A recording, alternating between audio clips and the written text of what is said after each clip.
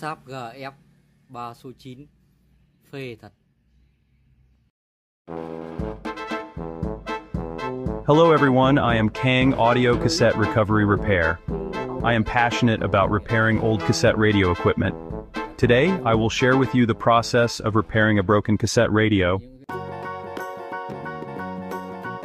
First, we will check the fault of this radio, then I will replace the damaged components and clean the entire equipment. Finally, we will reassemble it and test its operation. Here is what the radio looked like before and after repair. It's great to see the device working again. I hope you will also try to fix it yourself and experience this joy. If you find this video useful, please subscribe to the channel, like and share video. Join our community to share experiences and support each other. Thanks for watching. Xin chào các bạn, tôi là Khang Audio Cassette Recovery Repair. Tôi rất đam mê việc sửa chữa các thiết bị radio cassette cũ. Hôm nay, tôi sẽ chia sẻ với các bạn quá trình sửa chữa một chiếc radio cassette hỏng.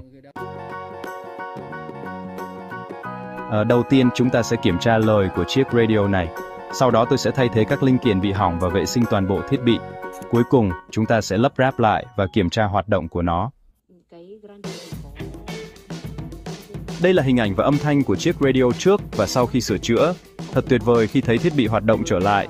Tôi hy vọng các bạn cũng sẽ thử tự sửa chữa và trải nghiệm niềm vui này. Nếu các bạn thấy video này hữu ích, hãy đăng ký kênh, like và chia sẻ video. Tham gia cộng đồng của chúng tôi để cùng chia sẻ kinh nghiệm và hỗ trợ lẫn nhau. Cảm ơn các bạn đã theo dõi. Всем привет! Я мастер по восстановлению и ремонту аудиокассет Kang Audio. Я увлечен ремонтом старых кассетных радиоприемников. Сегодня я поделюсь с вами процессом ремонта сломанного кассетного радиоприемника. Сначала мы проверим неисправность этого радио.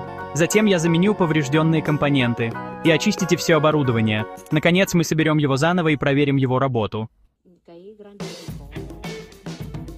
Вот как радио выглядело раньше и после ремонта. Приятно видеть, что устройство снова работает.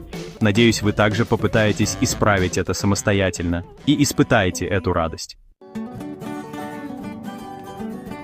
Если вы нашли это видео полезным, пожалуйста, подпишитесь на канал, лайк и поделиться видео.